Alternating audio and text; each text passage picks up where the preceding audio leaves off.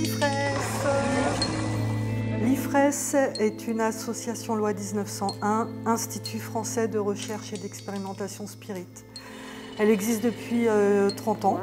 C'est par la psychographie, par l'écriture automatique, c'est les esprits qui nous ont un petit peu guidés à construire cette installation. Et dans ce cadre, nous avons reçu, à travers l'écriture automatique, grand nombre de plans, de dispositifs techniques qui nous permettent d'élaborer tout un ensemble d'appareillages, que ce soit à travers la vidéo ou l'audio. On a des expériences d'écriture automatique qu'on appelle littérature. Ça donne lieu à des ouvrages comme Daniel, Je sais pourquoi, Dans l'ombre du corridor et Stéphanie, Ce que tu m'as donné. Ensuite, on a une expérience médiumnique d'entraînement à la médiumnité où là, on accueille du public et on peut travailler tous ensemble la médiumnité que l'on a envie. Ça peut être du dessin médiumnique, de l'écriture automatique. On a ensuite une expérience de questions personnelles, une dernière que l'on appelle philosophique. Et là, on a des débats et des dialogues avec les esprits sur toutes les questions philosophiques que l'on a envie. J'ai commencé à étudier l'IFRES sans venir en séance et qui correspondait tout ou partie à des positions, des points de vue, des réflexions que j'avais menées depuis que je suis tout petit sur la métaphysique, le monde spirituel, les religions. Ça fait très longtemps que je me pose des questions sur la vie, la mort, est-ce qu'il y a quelque chose après? Et ce que m'apporte l'IFRES, c'est des réponses à mes questions. Ça nous fait grandir, on voit beaucoup plus loin, on s'ouvre à tout, on s'ouvre à beaucoup de choses. Ouais, on touche au monde de l'invisible, vraiment. Mais c'est quelque chose de sérieux, quoi. J'ai baroudé, hein. J'ai vu des médiums, j'ai vu des... Oh là là. À l'IFRES, il n'y a pas d'addiction parce qu'on fait de la recherche. Et d'un seul coup, eh ben, faut s'y mettre, on remonte les manches et on bosse tous ensemble. Et ça, c'est magnifique, magnifique.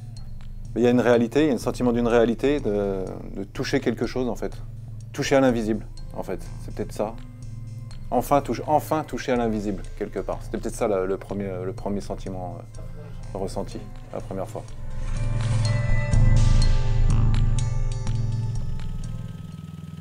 Non. J'étais intéressé par le paranormal. Et comme j'avais une recherche qui était à la fois spirituelle mais cartésienne, je voulais comprendre côté scientifique, j'avais toujours des questions. Cette explication de l'infiniment petit, du grand, cette recherche qui m'a vraiment intéressé. Donc je me suis dit, tiens, je vais aller voir ce qui se fait à l'IFRES, je vais m'y intéresser un petit peu plus. Dans la région parisienne, je ne connaissais pas du tout la TCI vidéo, mais pas du tout. Et puis en cherchant sur Internet, TCI, et je suis arrivée sur l'IFRES. Je suis allée voir le site à l'époque et je voyais des visages, quoi. C'était lunaire pour moi, quoi. Je suis rentrée dans la cellule, quand la porte s'est fermée, je me suis dit, mon Dieu, mais qu'est-ce qui va se passer, quoi.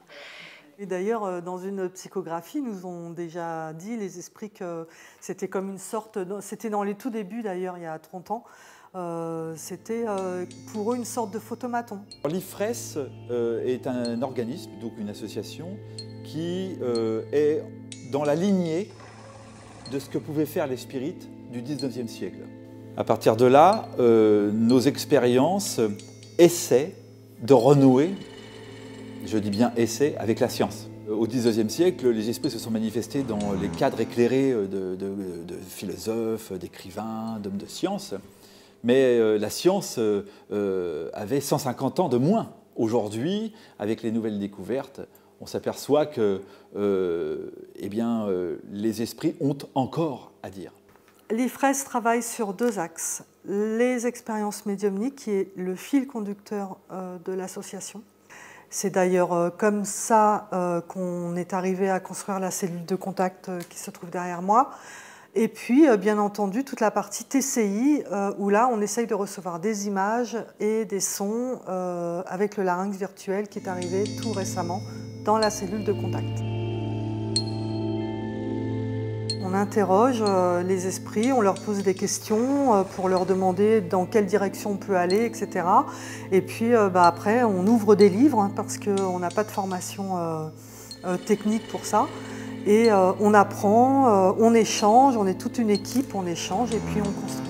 Ça me permet de pouvoir traiter le monde spirituel ou la métaphysique d'un point de vue scientifique, parce que j'ai une formation scientifique, et en même temps d'avoir une dimension spirituelle qui est forte et avoir des réponses sur la réincarnation, sur la vie après la mort, sur la survivance de la conscience, qui est un vrai sujet qui m'interroge depuis longtemps. Donc le fait d'avoir ce temps de réflexion, de prise de recul, d'écoute de soi, d'écoute du monde, et en même temps d'avoir une dimension scientifique, ces deux aspects-là m'apportent beaucoup.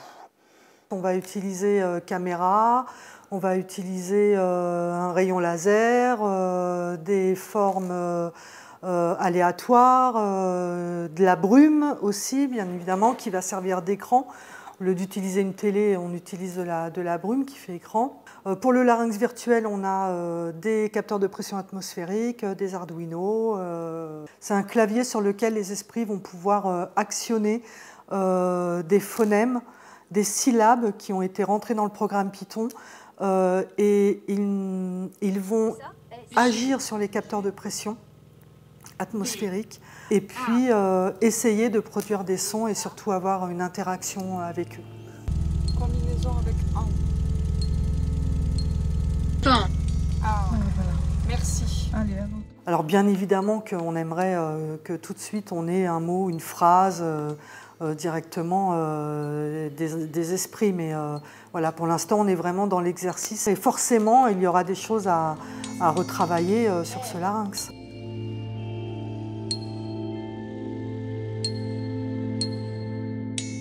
Le contact direct avec les esprits, c'est une chose incomparable. On pose des questions, on a des réponses. Et je me souviens que le premier jour où je suis venu et je me suis assis, je me suis dit que si jamais j'entendais une chose qui ne correspondait pas à ce que je pensais être de la vie, de la mort, de l'amour, je quitterais la table et je n'y remettrais plus les pieds. Maintenant, ça fait 22 ans que je suis là et ça m'apporte du bonheur, de la joie, de l'assurance. Je dirais que c'est plus les expériences philosophiques, les psychophilos qui m'intéressent parce qu'elles répondent à beaucoup de questions. Mais elles sont toutes intéressantes, hein, même les questions personnelles, de recevoir quand on reçoit les gens, d'apporter du bonheur, des réponses. Il y a beaucoup d'émotions, donc c'est vraiment intéressant. Et après, ça apporte beaucoup de réponses, beaucoup de questionnements aussi. Autant de questionnements que de réponses même, je dirais, ce qui fait avancer, ce qui continue de faire avancer. L'IFRES apporte une ouverture d'esprit incroyable. Voilà, ça nous apporte à nous tourner aussi vers les autres, à être beaucoup plus empathique. L'intérêt que l'on porte à cette recherche permettra peut-être un jour de donner envie à la science officielle de s'y intéresser. Regarde.